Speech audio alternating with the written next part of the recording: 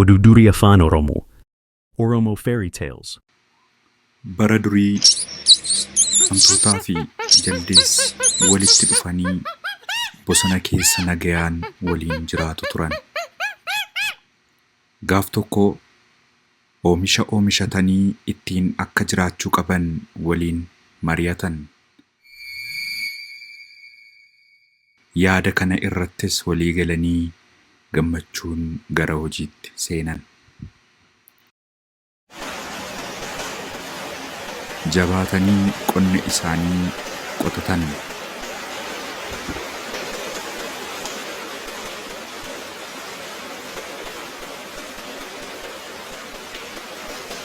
Midhaan isaan qotatanis akkuma bilchaateen gara gombisaa yookiin dogogootti guurratan.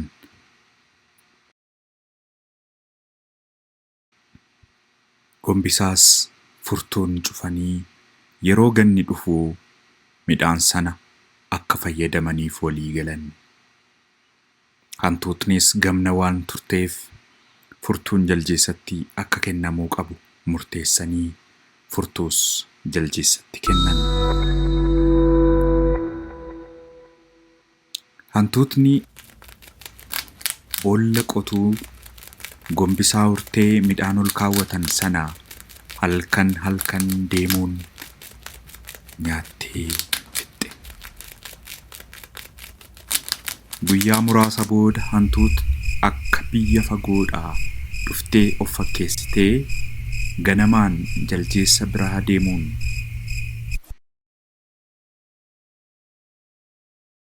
keenya gargaraa qooddannu jetteen.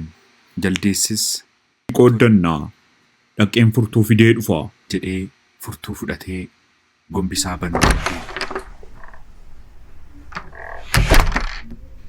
Garuu yommuu gombisaa banu midhaanni homtuu keessa hin jiru ture. Hantuutnis jaljeessaan situ nyaatee fixee furtuun sirka ture waan ta'eef jettee jaldeessa komatte. Jaldeessis ni rifate waan ta'e hin hubanne. Hantuutnis bineensa hundumaa waammattee jaldeessi akka midhaan jalaa fixee itti himatte. Bineensonni hedduun kana raajeffachuudhaan jaljeessa irratti murteessan. Jaldeessis ani kana hin goone, ani qulqulluudha jechuun waakkate. Leencis sagalee guddaadhaan erga jedhee booda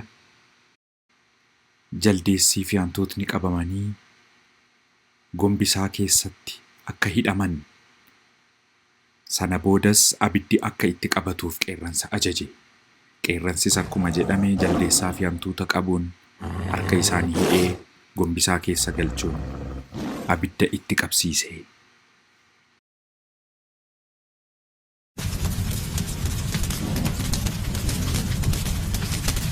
Abiddis haga samiitti ol boba'uu eegale.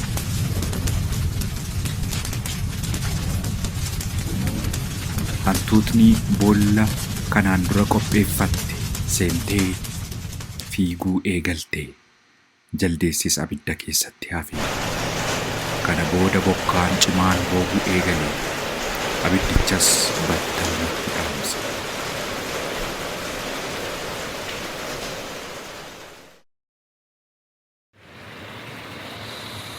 Lolaanis boolla keessa guutuun hantuuta liqimsee ajjeese. Jaldeessis abiddicha keessaa homaa utuu hin ta'in ba'ee. Bineensonni hundinuus gammachuudhaan burraaqan. Akka kanaan dhugaan mul'ate haqi mo'ate.